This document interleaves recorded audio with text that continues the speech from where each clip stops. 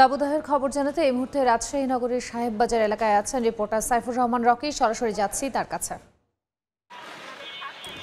২ সপ্তাহেরও বেশি সময় ধরে চলছে পদ্মাপাড়ের নগরী রাজশাহীতে তীব্র দাবদাহ। এই তীব্র দাবদাহে সাধারণ মানুষ অতিষ্ঠ হয়ে পড়েছে, জনজীবন একেবারে বেকায়দার মধ্যে পড়েছেন সাধারণ মানুষজন।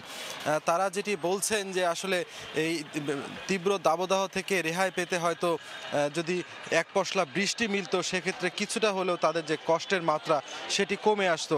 তবে আপনাদের জানিয়ে রাখি যে আজকে রাজশাহীতে যে তাপমাত্রা রেকর্ড করা হয়েছে সেটি হচ্ছে 39.7 ডিগ্রি সেলসিয়াস। এটি গত কয়েকদিনের চেয়ে কিন্তু তুলনামূলক কম।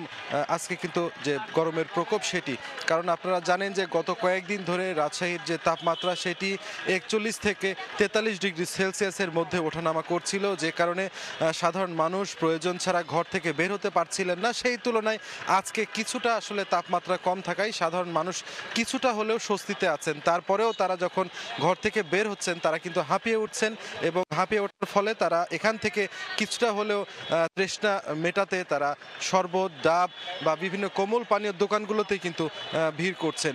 সব মিলে সাধারণ নগরবাসী যেটি বলছেন যে গত কয়েকদিন ধরে যেভাবে তীব্র দাবদাহ রাজশাহী অঞ্চলের উপর দিয়ে বয়ে গেছে, তারা গত কয়েক বছরে এ ধরনের তীব্র দাবদাহ কিন্তু দেখেনি।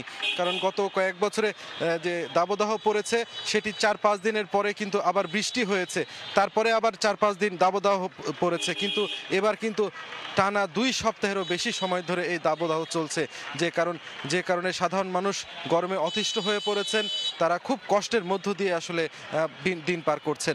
সবচেয়ে বেশি দুর্ভোগে পড়েছেন নিম্ন আয়ের মানুষেরা, যারা দিন এনে দিন খায়। তারা ঘর থেকে বের হচ্ছেন, কিন্তু এই গরমের কারণে তারা তাদের কাজ করতে পারছেন না, প্রয়োজনীয় কাজকর্ম সারতে পারছেন না, এমনটাই আসলে তারা বলছেন।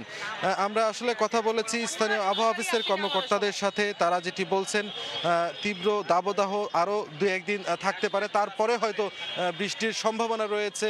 ভারী বৃষ্টিপাত হলে এই গরমের যে প্রকোপ সেটি কিছুটা হলেও কমে আসার সম্ভাবনা রয়েছে। আপনারা জানেন এই তীব্র দাবদাহে সাধারণ মানুষের পাশাপাশি শিশুরা অসুস্থ হয়ে রাজশাহী মেডিকেল কলেজ হাসপাতালে ভর্তি হচ্ছে।